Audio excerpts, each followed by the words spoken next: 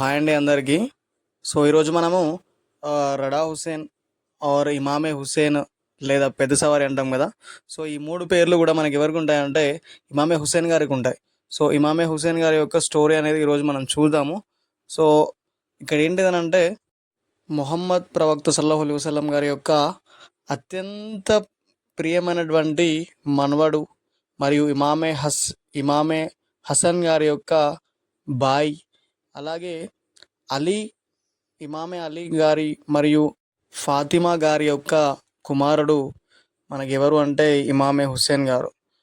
ఈయన కర్బలా మైదానంలో యజీద్ చక్రవర్తితో పోరాడి వీళ్ళ ఫ్యామిలీ మెంబర్స్ ఒక 72 మెంబర్స్ వరకు కూడా అత్యంత వీరోచితంగా పోరాడి ప్రాణాలు కోల్పోవడం అయితే జరుగుతుంది.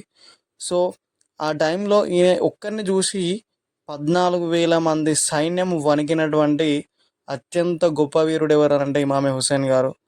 దేవుడి ఆజ్ఞ కోసం చనిపోతాని కూడా తెలిసి కూడా ప్రార్థనకు సమయం అయిందని తను ప్రార్థనకు విలువిచ్చి ప్రార్థన చేసే టైంలో, అంటే ప్రేయర్ చేసే టైంలో, నమాజ్ చేసే టైంలో ఇదే అదును అని వాళ్ళు దొంగ దెబ్బ తీసి ఇమామే హుస్సేన్ గారిని అయితే షహీద్ చేయడం, అంటే అతన్ని హతమార్చడం జరుగుతుంది.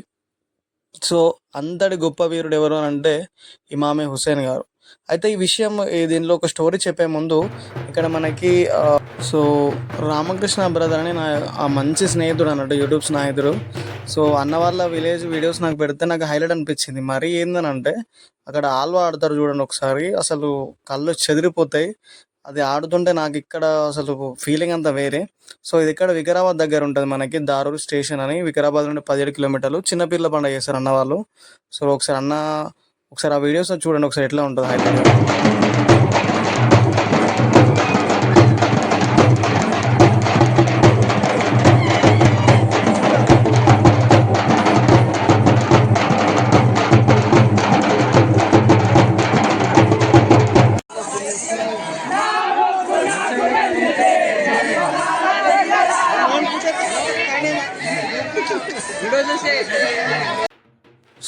ఈరోజు ఇమామే హుస్సేన్ గారికి ఒక సింహం మిత్రుడు ఉంటాడు. ఆ సింహం అదేంది మనం షేర్ అంటాం కదా, ఇమామే హుస్సేన్ గారి యొక్క షేర్ అంటాం కదా. ఆ షేర్ గురించి మనం, అంటే ఆ సింహం గురించి తెలుసుకుందాం. ఇక్కడ ఏంటిదంటే మనకి ఇమామే హుస్సేన్ గారు చిన్నతనంలో ఉన్నప్పుడు వాళ్ళ ఇంటి వద్ద, అంటే వాళ్ళు నివసించే ప్రాంతానికి ఒక సింహం వచ్చేది పెద్దది.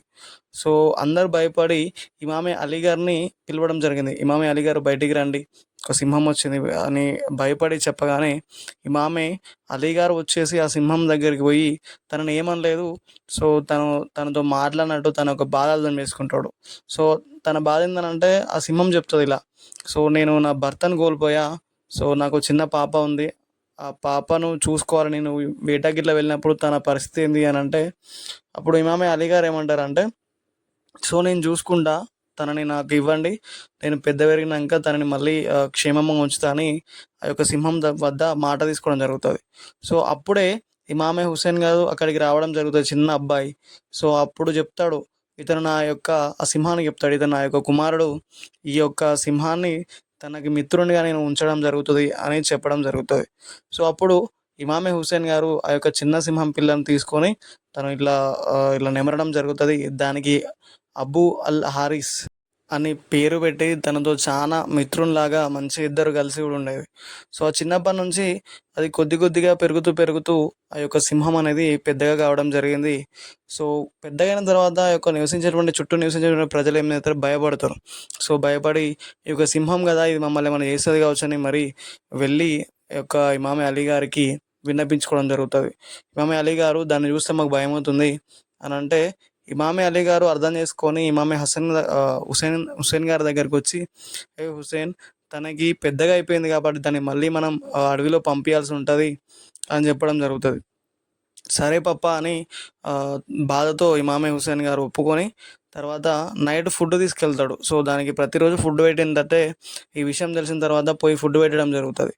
ఫుడ్ పెట్టినప్పుడు అది, అంటే దానికి ఆహారం అందించే టైంలో ఏంది అర్థమవుతుంది కదా, తన కళ్ళలోకి చూసి చెప్తారు అన్నట్టు, ఇలా నేను పంపించాల్సిన టైం వచ్చింది అది అన్నప్పుడు ఆ యొక్క అబూ అల్ హారిస్ అనే సింహం ఏమంటుందంటే, ఏమోలా అంటే, ఓ ఇమామే హుస్సేన్ గారు, నాకు మళ్ళీ ఇజాజత్ ఇవ్వండి, నాకు మళ్ళీ మీతోని కలిసేటువంటి ఒక అనుమతినివ్వండి, మళ్ళీ నేను మీతోటి మీట్ కావాలి, మళ్ళీ నేను కలవాలి అని అది అడగడం అయితే జరుగుతుంది. అప్పుడు ఇమామే హుసేన్ గారు ఇలా అంటారు, ఓ అబు అల్ హారిస్, నా మిత్రుడా, ఖచ్చితంగా మనం కలిసే రోజు వస్తుంది. నీకు ఒక రోజు ఒక పిలుపు వినిపిస్తుంది, ఆ పిలుపు వినగానే నువ్వు బయటికి వచ్చి నన్ను కలువు అని అంటే, అప్పుడు ఏమంటది అని అంటే, ఆ పిలుపు ఎవరిది ఇమామే హుసేన్ గారు మీద అంటే కాదు అని అంటాడు. సో మళ్ళీ తను ఏమంటది అంటే, మీ యొక్క తమ్ముడు అనేటువంటి అబ్బాస్ గారిదా అంటే కాదు అంటారు. మరి ఎవరిది ఆ పిలుపు అన్నప్పుడు, నా యొక్క బిడ్డ లేదా నా యొక్క భార్య యొక్క పిలుపు నీకు వినపడగానే నువ్వు నన్ను కలవడానికి, నన్ను చూసుకోవడానికి రావాలి అని చెప్పడం జరుగుతుంది. సరే అని అది మాట తీసుకొని అడవిలోకి వెళ్ళిపోతుంది. వెళ్ళిపోయిన తర్వాత ఇమామే హుసేన్ గారు ఇదంతా జరిగిపోయిన తర్వాత కొన్ని రోజులకు యుద్ధం సమయంలో ఇమామే హుసేన్ గారు నమాజ్కి వెళ్ళిన సమయం చూసుకొని నమాజ్ సజ్దాలో ఇమామే హుసేన్ గారిని చంపేయడం జరుగుతుంది. సో అతన్ని షహీద్ చేసిన తర్వాత అతని యొక్క బాడీని తునాతునకలు చేయాలన్నటువంటి ఒక క్రూరమైన ఆలోచనతోటి యజీద్ చక్రవర్తి సైన్యం మొత్తం కూడా ఆ గుర్రాల యొక్క కాళ్ళతోటి తొక్కియాలని వాళ్ళు ఒక ప్లాన్ వేయడం, అంటే ఒక దాన్ని ఏమంటారు, అలౌన్ చేయడం చేస్తారన్నాడు. సో అప్పుడు ఏమవుతుందంటే ఇమామే హుసేన్ గారి యొక్క భార్య గారు సో ఏ హబ్బు అల్ హారిస్ అని గట్టిగా పిలవడం జరుగుతుంది. సో ఆ యొక్క సింహం అడవి నుండి బయటకు వచ్చేసి ఆ యొక్క ఇమామే హుసేన్ గారి దగ్గరికి వెళ్ళేసి తన యొక్క శరీరంపై తను ఇట్లా మొత్తం కప్పి కూర్చోవడం, అది చూసి గుర్రాలు బెదిరిపోవడం, ఆ సైన్యం అంతా కూడా బెదిరిపోయి అందరూ కూడా పారిపోవడం జరుగుతుంది. సో అట్లాంటి ప్రేమ అనేది ఇమామే హుసేన్ గారి మరియు ఆ సింహం మధ్య ఉండడమే జరుగుతుంది. సో ఆ లాస్ట్ మూమెంట్లో ఇమామే హుసేన్ గారి యొక్క జిసం, అంటే తన బాడీని ఆ యొక్క అబూ అల్ హారిస్ గారు, అంటే తన యొక్క సింహం అయినటువంటి తన దోస్తైన సింహం అనేది మనకు వచ్చి కాపాడడం జరుగుతుంది. సో తర్వాత వాళ్ళు భయపడి బెదిరిపోయిన తర్వాత ఆ బాడీని తీసుకొచ్చి ఇమామే హుసేన్ గారి యొక్క శరీరాన్ని తీసుకొచ్చి దఫన్ చేయడం అనేది జరుగుతుంది.